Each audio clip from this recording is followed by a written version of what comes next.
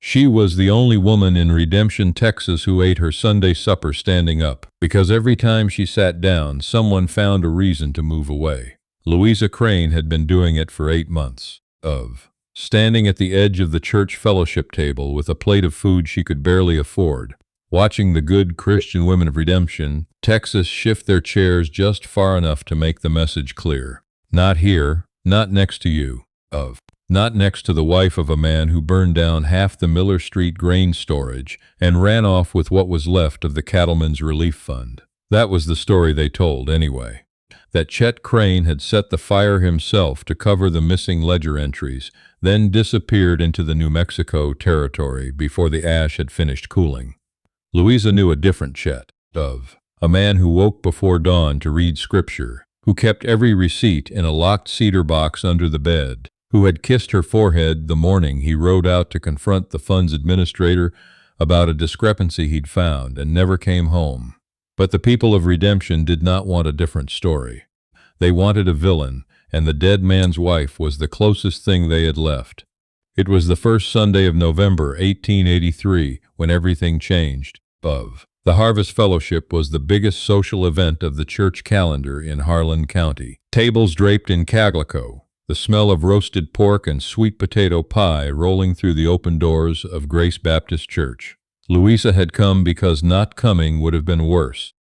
Absence would have confirmed what they already believed, that she was hiding something, that the guilt was contagious, that she deserved to rot alone in that mortgaged farmhouse on the edge of town. She was near the end of the long center table, 3 empty seats on either side of her, picking at a biscuit she had no appetite for. Martha Ellison, the deacon's wife, had physically moved her chair when Louisa sat down. Not subtly, not apologetically, just stood up, gripped the back of the wood with both hands, and dragged it 18 inches to the right with a sound like a sentence being passed. Louisa stared at her plate. 24 years old, and she had already learned that the worst pain wasn't the dramatic kind. It wasn't screaming or accusations. It was the 18-inch scrape of a chair on a hardwood floor in a room full of people pretending not to notice. The room's noise stopped like a snuffed candle, not gradually, all at once. Louisa looked up.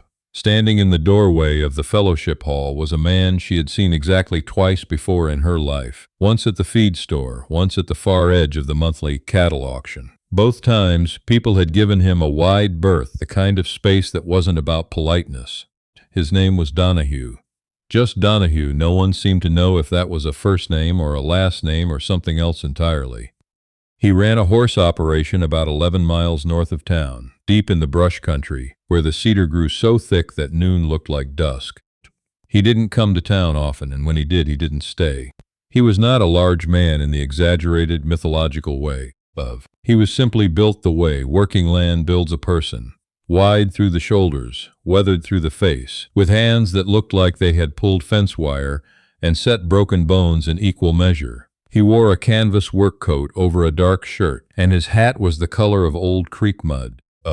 There was nothing polished about him, nothing performative. He looked at the room the way a man looks at a problem he has already decided how to solve. His eyes moved across the assembled faces of Redemption's finest. Deacon Ellison and his property, Alderman Price in his 3-piece suit, the widow Greer and her matching pearl earrings, and landed, with the quiet precision of a man who had already known where he was looking, on Louisa. He walked to her end of the table. The room watched in the specific silence of people who want to intervene but are too afraid to move. He pulled out the chair directly across from her, the one Martha Ellison had abandoned, and sat down in it like it had always belonged to him. "Mind if I eat here?" he said. It wasn't quite a question. Louisa's mouth was dry. "Mr. Donahue," she said carefully, "people will talk." He picked up a fork and reached for the serving bowl of beans that no one had passed her in 20 minutes. "People in this town talk about everything that isn't their business," he said. "Doesn't seem to have slowed them down yet." He filled his plate with the calm deliberateness of a man who had made a decision and was not reconsidering it. Louisa looked around the room. Every face was turned toward them. She felt the familiar heat crawl up the back of her neck. The shame that had become so ordinary she barely knew anymore, if it was shame or just weather. But then she noticed something else, The staring eyes weren't looking at her with contempt. They were looking at Donahue with something closer to fear. And fear, she was slowly realizing, had a way of crowding everything else out. For the first time in 8 months, no one was watching her to judge her. They were watching the man across from her to figure out what he was going to do next. She ate an entire plate of food, with something approaching warmth in her chest. He didn't say much for the rest of the meal. He asked her once to pass the salt. Once he remarked that the pork was over-seasoned, which it was. When Deacon Ellison approached the table with his hands clasped and his mouth arranged into the shape of a concern, Donahue looked at him with an expression so flat and unreceptive that the deacon found something else to do.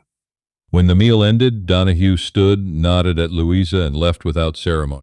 She walked home in the November dark and told herself it had been nothing. A man who didn't care what people thought, sitting where there was room. That was all. The cedar box was still on the shelf where Chet had kept it, the one with the brass latch and the smell of old paper. Louisa had gone through it 100 times since his disappearance. Receipts, correspondence, a folded deed to the property. She knew the contents the way she knew her own hands. What she didn't know, standing on her porch 3 mornings after the fellowship supper, was why Donahue was there. He had ridden in just after first light, tying a good roan horse to the fence post with the ease of a man who had been to this property before, though Louisa had no memory of it. He carried a burlap sack over one shoulder. "I won't keep you," he said, when she stepped onto the porch with her coat half buttoned. "I've got something that belongs to you, or to the truth anyway, which amounts to the same thing." He set the burlap sack down on the porch step. Inside, packed in dry cloth, was a cedar lockbox. Not the one on her shelf, a different one, same approximate size, same brass latch design. "I found it buried under the floor of the old Harlan relay station," he said. 3 feet down, wrapped in oilcloth. The station's been abandoned since '81. I've been running fence line up that way for 2 weeks. Louisa crouched down and opened the latch. Inside were papers. And underneath the papers in a drawstring bag was money. More money than she had seen in a single place in her entire life. "That's not," she started. "I know it's not what people said your husband took," Donahue said. "The Cattlemen's Relief Fund held about $4,000 at the time of the fire. This is closer to 12. Louisa looked up at him. $12,000 doesn't come from one source," he continued, his voice steady and without performance. "I went through the papers. Took me 2 nights. Most of it is documented. Private transfers from 6 separate ranching accounts into a single operating fund held by Harlan County Agricultural Management, which is a name that appears exactly twice in official county records and doesn't correspond to any registered entity. What does that mean? It means someone was running money through Harlan County for years before the fire," Donahue said, using the relief fund as cover. When the ledger got too complicated to maintain, someone burned the warehouse to make the evidence disappear and put the blame on the easiest available target. Louisa sat down on the porch step without meaning to. The morning air was cold and thin, and the cedar smell of the open box was so like Chet's box on the shelf that it pressed against her sternum like a fist. "My husband found this," she said. "It wasn't a question." "I believe he did," Donahue said. "There's a letter in there, no signature, half burned around one edge. Whoever wrote it knew about the secondary fund. The handwriting in the letter matches the handwriting on some of the transfer documents." He paused. "I'm not a lawyer, Miss Louisa, but I've been in enough disputes over land and water rights to know what documented evidence looks like, and what a man with something to hide looks like. And I know that Alderman Price's office manages the accounts for 4 of the 6 ranches that made those private transfers." The name landed like a dropped stone in still water. Elton Price had been the most vocal advocate for the county's official conclusion about Chet. He had stood at the town meeting and said, with practiced grief on his face, that it pained him deeply to report what the Ledger Review had found. He had shaken his head. He had pressed his palm to his chest. He had made it a performance of reluctant civic duty. "Why are you bringing this to me?" Louisa asked. Her voice came out steadier than she expected. "Why not take it directly to the county sheriff?" Something moved across Donahue's face, not quite a smile, not quite its opposite. Sheriff Dennard has been on Price's payroll since 1879, he said, not officially. But I know what I've seen. Price's man rode out to the relay station 2 days after the fire. I watched from the cedar brake. I didn't know then what he was looking for. I know now. Louisa stood up. She looked out across the dry November pasture, the yellow grass, the distant tree line. She had spent 8 months being small in this town, apologizing with her posture, making herself invisible, wearing her grief like a public confession of someone else's sin. The people of redemption had decided what she was, and she had been too exhausted and too alone and too afraid to argue. The ember that started then was quiet, but it was real. "What do we do?" she said. It didn't come out as a question. "There's a federal land commissioner in San Antonio," Donahue said. "His name is Augustus Fell. He has jurisdiction over county agricultural funds that received any federal resettlement appropriation, and the Cattlemen's Relief Fund did back in '81. If this evidence reaches him, Price can't touch it. Harlan County law can't touch it. San Antonio is 200 miles, Louisa said. I know the roads, and Price will find out you've been to see me." "He may already know," Donahue said. "His man Colfax was at the fellowship supper. I saw him watching." He looked at her directly, with the same flat, assessing calm he had brought into the church hall.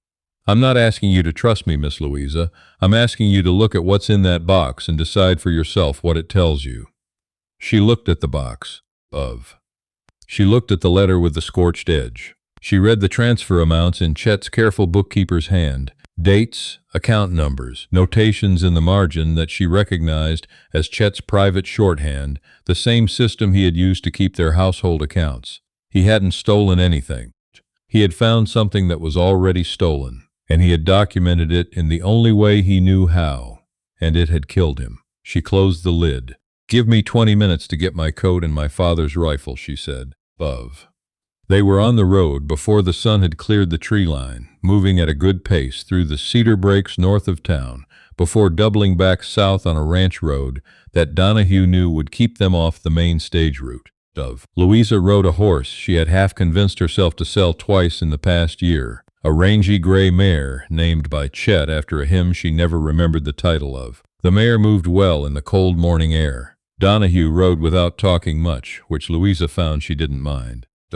He pointed out things occasionally.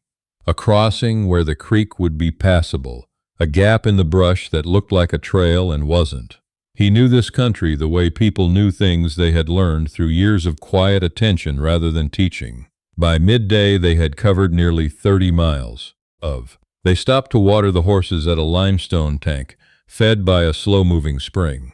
And Louisa sat on a flat rock and ate the 2 biscuits she had grabbed from the kitchen without thinking and Donahue drank from his canteen and looked at the tree line with the practiced vigilance of a man who was used to being alone in open country. "How did you know Chet?" she asked. He looked at her. "He came to me about a month before the fire," he said. He'd found the first set of transfer records and didn't know who to trust in town. He rode out to the place and asked me to look at them with him. A pause. "I told him to be careful. I told him Price was not someone you walked up to with documents." The words settled between them like something heavy set gently down. "He went anyway," Louisa said. "He believed people could be reasoned with," Donahue said. "It wasn't a criticism. It sounded like the kind of thing you said about someone you had respected." Louisa looked at the limestone and the water and the pale November sky. They camped that night in a dry creek bed where the cedar overhang kept the wind off, and Donahue built a fire that put out heat without much light, and Louisa wrapped herself in the wool blanket she'd packed and listened to the horses shift and breathe in the dark. She didn't sleep well, but she didn't expect to. She lay there and let herself be angry in the way she hadn't allowed herself to be in 8 months, because anger required a target, and she hadn't had one. Now she did. On the morning of the 3rd day, she woke to the sound of something wrong. Donahue was already on his feet, his hand on the rifle he kept in a saddle scabbard, looking back north up the draw they had come down the previous afternoon. "2 riders," he said quietly, "half a mile back. They've been pacing us since yesterday evening." Louisa was on her feet before he finished the sentence. She reached for the rifle in her own bedroll and came up beside him. The riders came into view at the top of the ridge. One was Colfax. She recognized the gray horse before she recognized the man. The second was a heavy-set figure she didn't know, wearing a long coat. Price sent two, she said. He sent two, we can see, Donahue said. He turned to her. Not panicked, not theatrical, just clear. The ridge to the east follows a dry limestone spine down to the Medina River crossing. If we move now and don't stop, we hit the crossing in 40 minutes. Other side of that river is Bandera County. Price, reach ends at the county line. And if they get to us before the crossing? He looked at her with the same level assessment he had brought to every problem since the day he sat down across from her at the church table. Then we stop and we deal with it, he said. But I'd rather not give them the chance. They moved fast. The cedar thinned as the limestone rose, and the horses found their footing on the pale rock with the confidence of animals that had been asked for difficult things before. Behind them, the sound of pursuit was intermittent in the wind. Hoofbeats carried and disappeared and carried again across the broken country. Louisa didn't look back. She looked at the ridge, at the next section of trail, at Donahue's back 10 feet ahead of her. The shot came from the right, from a draw she hadn't seen as a problem. The bullet clipped the top of a cedar post and sent splinters into the air. Her mare shied left, and Louisa held on by grip and instinct and the specific determination of someone who had not come this far to fall. Donahue wheeled his horse and was beside her in 3 seconds. Third rider, he said. He had the rifle out. He scanned the draw. A second shot. Higher this time, wide. Whoever was firing was shooting on a moving horse, which was its own kind of problem in their favor. Colfax is the one they want alive, Louisa said, thinking out loud. He's the connection to Price, if he testifies. I know, Donahue said. He handed her his reins. Hold these. He dismounted and moved low through the cedar toward the draw with the rifle in his hands, and the focused quiet of a man who had made a specific decision about the next 30 seconds. 2 shots, then nothing. Then Donahue's voice, he's down, not dead. Ride. She had both horses moving before he had finished the sentence. He caught up at a dead run and vaulted into the saddle with a practicality that left no room for drama, and they rode hard for the next 20 minutes, the limestone ridge dropping away beneath them into the flood plain of the Medina. They crossed at a wide, shallow ford with the water running cold over pale gravel, and Louisa let herself breathe for the first time in what felt like hours. On the far bank they stopped. Donahue was bleeding from his left forearm. Not badly a graze, but enough to need the strip of cloth she tore from her underskirt hem without asking permission. Colfax, she said, wrapping the cloth. He'll make it back to Price with a broken collarbone and a different view of his employer's priorities, Donahue said. He watched her hands work on the bandage. You've done this before. My husband was thrown from a horse twice and bucked off a 3rd time in 1 year, she said. You learn. She tied off the bandage. Neither of them moved for a moment. The river sound was constant and clean, and the cedar on the Bandera County side smelled like sun and cold mineral water. You didn't have to come, she said. Any of this. You had the evidence. You could have found another way to get it to Commissioner Fell without putting yourself in front of Price's men. Donahue was quiet for a moment, watching the far bank of the Medina with the particular focus of a man who had learned to pay attention to things that hadn't moved yet. I watched Chet Crane ride away from my place, he said. I knew what he was riding toward. I told myself it wasn't my business, that a man makes his own choices. He looked at her. I've been wrong about a lot of things in my life, Miss Louisa. That one cost more than it should have. Louisa looked at the man across from her, this solitary, self-contained person who had lived 11 miles outside of everything, for reasons she didn't fully know, who had sat down at her church table like it was the most natural thing in the world, who had ridden into federal territory on a cold November road to finish something he felt responsible for having left undone. She didn't say anything. There was nothing she could think of to say that wouldn't make the moment smaller than it was. They reached San Antonio on the 4th day. Augustus Fell was not what she expected. A thin, methodical man in his 50s with ink-stained fingers and an office that smelled of paper and coffee, who listened to Louisa's account of the documented transfers without interrupting once. He looked at the contents of the cedar box with the specific quality of attention that Louisa had only ever seen in people who were genuinely good at their work. He asked 3 precise questions. He took notes. How long before you can act on this? Donahue asked. Preliminary review will take 2 weeks, Fell said. An arrest warrant through federal channels requires corroborating depositions. Do you have a witness to the burial of the box? Donahue told him about Colfax, his location, his injury, his likely motivation to renegotiate his loyalty now that Price's protection had come with bullet holes attached. Fell nodded. I'll send a deputy to Bandera County today. 3 weeks later, federal marshals rode into Redemption, Texas, and arrested Elton Price in the offices of the Harlan County Alderman at 2 in the afternoon on a Tuesday, in front of 11 witnesses, including the deacon, the postmaster, and the editor of the Harlan Courier. Sheriff Dennard was taken into custody the following morning. The money recovered from the lockbox, combined with records subpoenaed from the county agricultural accounts, documented 7 years of systematic fraud against 3 separate ranching cooperatives and 2 federal resettlement programs. Chet Crane's name was entered into the federal record as a material witness who had been murdered for his knowledge of the fraud. Not a thief, not a man who ran, a man who had tried to do the right thing through the only channels he knew, against people who had arranged the channels to protect themselves. The town of Redemption sent a letter. A formal thing, written on church stationery, signed by the deacon and 4 members of the fellowship committee, expressing regret for the communities. The letter said assumptions, but what it meant was everything, regarding the matter of Louisa Crane. By the time the letter arrived, Louisa was not at the farmhouse on the edge of town to receive it. She was 11 miles north, in a part of the county where the cedar grew so thick that noon looked like dusk, learning which of the cedar breaks had springs in dry years, and which only ran in wet ones, and which ridge lines gave the best sight line to anyone coming in from the south road. Donahue had rebuilt the front porch over the summer. It was wider than the original, with a bench on the east side that caught the morning light. Louisa had put a coffee tin on the post at the corner and planted something stubborn and low maintenance in the ground beside it, because that was the kind of garden that made sense up here. She was standing on that porch on a clear December morning, watching a hawk work the cedar brake in slow, patient circles, when Donahue rode in from the north pasture and swung down from the roan without the assistance of ceremony or announcement. He came up the steps and stood beside her, following her gaze out across the country that was, in every practical and legal and honest sense, theirs. The hawk dropped into the cedar and didn't come back up.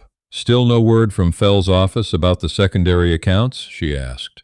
Letter came yesterday, Donahue said. Final ruling. The proceeds go to the original cooperatives. The Harlan County Fund gets dissolved. Louisa nodded.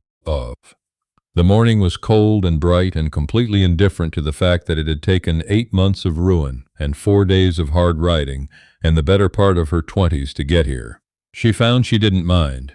The cedar brake was quiet. The coffee was still hot. The hawk was somewhere below the tree line, patient, attending to its own business.